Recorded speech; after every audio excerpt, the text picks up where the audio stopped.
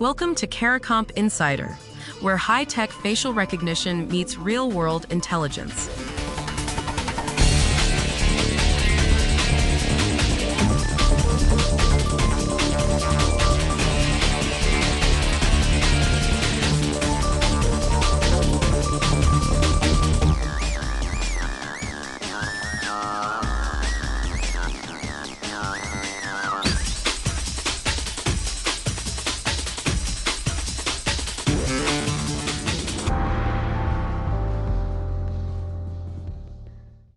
That little green check mark that says verified? Depending on which system put it there, it could be wrong more than 76% of the time. According to a 2025 U.S. Homeland Security benchmark, the best identity systems got it wrong less than 1% of the time, the worst, 76%. That's a gap of 87 to 1 for a stamp that looks identical either way. If you've ever uploaded a photo of your ID to open a bank account, unlock an app, or prove you're really you, this is about you.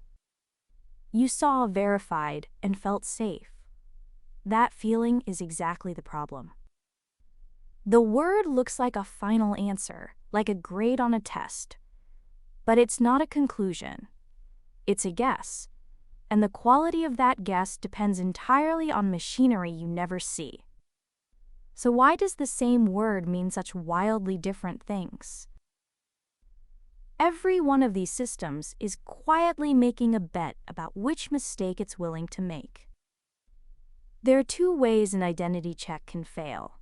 It can let the wrong person in, that's a false acceptance, or it can lock the right person out, that's a false rejection.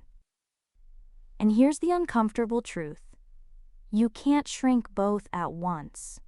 Tighten the system to stop imposters, and you start rejecting real people. Loosen it to let real people through, and you start letting fakes slip past. There's a single dial, and moving it just decides who gets hurt. For an investigator, that dial decides whether you chase the wrong suspect for 3 days. For the rest of us, it decides whether you get locked out of your own account at the worst possible moment.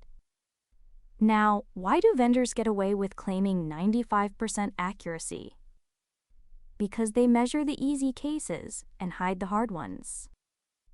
Picture a system that handles 85% of checks confidently and quietly hands the other 15% to a human. Guess which slice becomes the accuracy number? Just the easy 85. The messy cases vanish from the math. Think of an automated check, like a border agent at 3 a.m, running on caffeine. Well-rested person, normal passport, good lighting, no problem. But someone at 2 a.m, bad lighting, an unfamiliar face, that's when costly mistakes happen. Automation speeds up the easy cases. It just shoves the hard ones onto a human, if a human's even there. And those hard cases aren't spread evenly. According to research cited by the Bulletin of the Atomic Scientists, drawing on NIST testing, images of East African women produced about 100 times more false matches than images of white men. A system can look accurate overall and still be dangerously wrong for specific people. You'd never know unless you asked for the breakdown. And this isn't rare. According to a 2026 analysis of roughly 100 million verification attempts, online-only banks failed about 5.5% of the time, and alcohol purchases failed more than 15%. Same technology, wildly different reliability. So here's what that green checkmark actually is. It's not a verdict. It's a recommendation. One machine's best guess, made under conditions you can't see, tuned by a dial someone else set. Let me leave you with 3 sentences. When a system says verified, that's the start of a decision, not the end of one. Every check secretly chooses between letting the wrong person in and locking the right person out. It can't avoid both. and a nice round accuracy number often hides the cases that mattered most.